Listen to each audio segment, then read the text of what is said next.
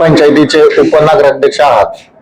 मागील 4 दिवसापूर्वी आपल्यावरती अविश्वास ठरावाचं पत्र बाकीच्या गटाकडून दिलं गेलेलं आहे. त्या संदर्भात काय म्हणणं आहे आपलं?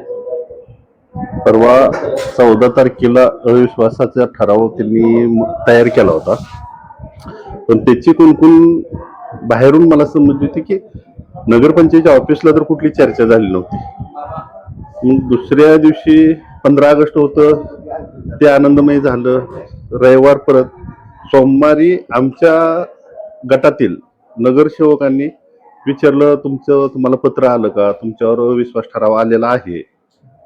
मी म्हणलं मला तर अजून काही पत्र आलेलं नाही, आणि बघू आज आलं ठीक, नाही तर मग त्याच्यावर पुढे चर्चा करू, निर्णय घेऊ.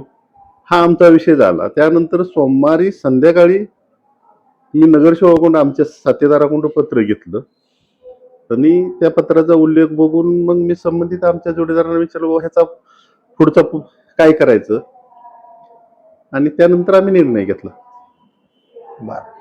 तुम्ही कोर्टात ही गेला, स्टे ऑर्डर आणली, ती काय आहे नेमकी स्टे ऑर्डर? मी एकाच गोष्टीवर स्टे ऑर्डर घेतली की मला कुठल्याही संविधानानं पदानं किंवा कुठल्याही ना, मी उपनगराध्यक्ष असताना मला त्या सभेचा अजेंडा दिला नाही, तर मी त्या सभेला कसं ही राहिलं पाहिजे, उपस्थित राहणं माझं योग्य नव्हतं.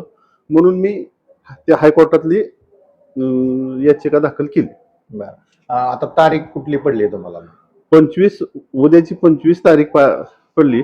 त्याच्यावर जो कोर्ट निर्णय देईल त्याच्यावर आम्ही सगळ्या गोष्टी मान्यता करायला तयार आहे. 25 नंतरची काय भूमिका काय असणार? जर कोर्टानं निर्णय पुढं ही केला, बाबा ही पुढं ही लावा, मीटिंग लावा, तर त्या मीटिंगला आम्ही सामोरे जायला तयार आहे. माझ्याकडे तेवढं संख्याबळ आहे, परंतु त्या गोष्टी ज्या त्यावेळेस केल्या जातील. मीटिंग लागल्यास काय सत्ता परिवर्तन होईल का, आहे तसंच त्या ठिकाणी सत्ता राहील? मीटिंग लागल्यावर सत्ता परिवर्तन होण्याचा विषयच येणार नाही. माझ्यापाशी संख्याबळ आहे, माझ्याकडे संख्याबळ असल्यामुळे त्याची परिवर्तन होणार नाही ह्याची गॅरंटी आहे. साहेबांनी जे संविधान दिले त्या संविधानाच्या नियमाच्या पालन करूनच आम्ही त्या गोष्टी सगळ्या करतोय आतापर्यंत, आणि पुढे बी करत राहणार आहे.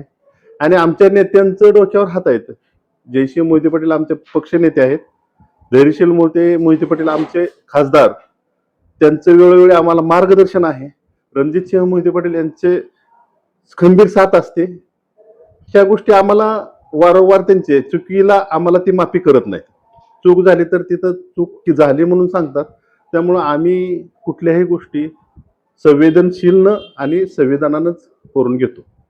शेवटचा प्रश्न ना की तुम्ही आज हे उपनगराध्यक्ष आहेत, उद्या हे आणि कार्यकाल पूर्ण करणार का? आत्मविश्वास काय सांगतो? 100% माझ्यावर काल बी उपनगराध्यक्ष होतो, आज पण आहे, आणि उद्या पण उपनगराध्यक्ष राहणार ह्याची गॅरंटी आहे. कारण का माझ्या संघ माझे जे काही नगरसेवक आहेत ते खंबीरपणे माझ्या संघ उभा आहेत.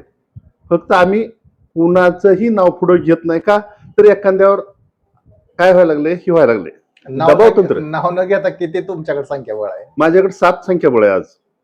ओके, बस. ओके, धन्यवाद.